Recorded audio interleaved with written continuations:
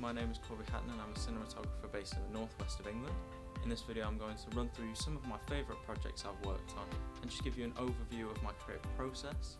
You'll hear me discussing how I chose the shot type, the framing, and even some of the lighting, so I hope you enjoy.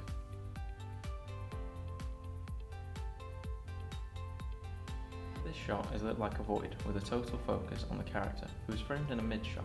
The character is in the centre to put as much focus on her as possible. We then move to an uncomfortable close-up in order to unsettle the audience, as the character steps half into darkness and half into light, and so the audience is unsure of what to make of her. This crowd scene was framed as a tracking shot. I had to work with an on-set production coordinator to have the crowd pass around the camera and then loop back. This was done in order to make the number of people seem greater, and so I, as a cinematographer, had to have the camera slowly track through the scene in order to give the extras time to pass by. We then push in on Tegan, the actress, to build suspense towards the beat drop. Once the beat drop happens, we then pull away to show the crowd and punctuate her. I tried to match the camera sweep to the performer's movements, with her hands going right, and then so does the camera. This presents a lack of control from the audience and puts the performer in control of the shots. In this shot, Max, the performer, is set on strings. The shakiness of the camera is done to match the intensity of the performer and continue to show the lack of control set up with Tegan's character. Control is the theme of the video, and so it was important to show this. The use of uncomfortable close-ups placed the performer, Max, in power in order to further unsettle the audience. They have no control in how close or far away he is from them. In this sequence, there are two of Max, no longer on the strings but instead in front of a tombstone. We shot this at night. The benefits of shooting at night are that we had full control of lighting, which allowed me to present two of the character, which was not the original plan. This allowed me to unfamiliarize the audience with the character, as we presented them separately, with one being shot in darkness and one being shot in light. This shot from Serial is at a low angle to make the door seem more intimidating and to put fear into the audience. It is shrouded in darkness due to the fact I shot at night, which allows the red light to seep through the glass, creating a sinister feel to the shot. In this shot, I framed the door handle in an extreme close-up in order to build tension, as the audience will expect to see a hand, and so the lack of that hand will leave them waiting on the edge of their seat and waiting to see what happens. This tracking shot through the kitchen gives a full sense of the chaos, without giving away the events that have taken place. It forces the audience to fill in the gaps, and raises questions within their minds.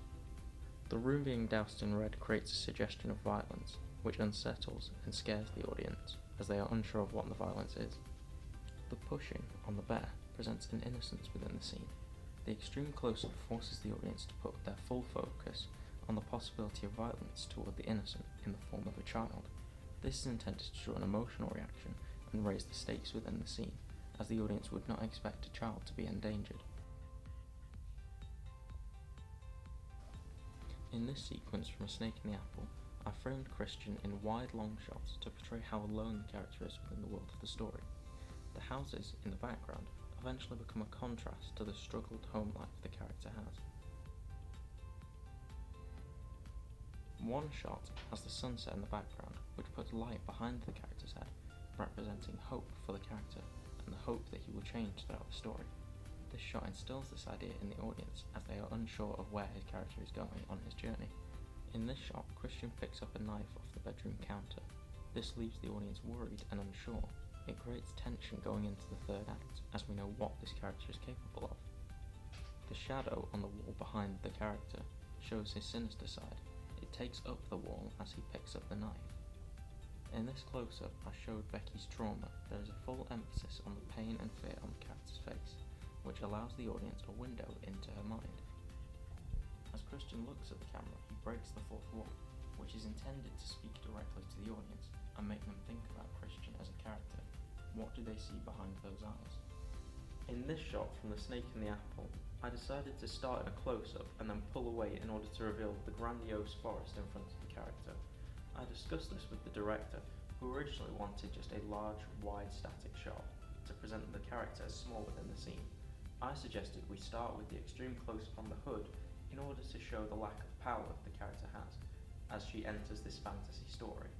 In this shot from A Snake in the Apple, I decided to frame The Rock with a high-angle, dimly lit wide shot. This was to make The Rock appear more imposing. I wanted The Rock to appear imposing in order to foreshadow the events later in the story and how The Rock will be used for a villainous action from a good-hearted character.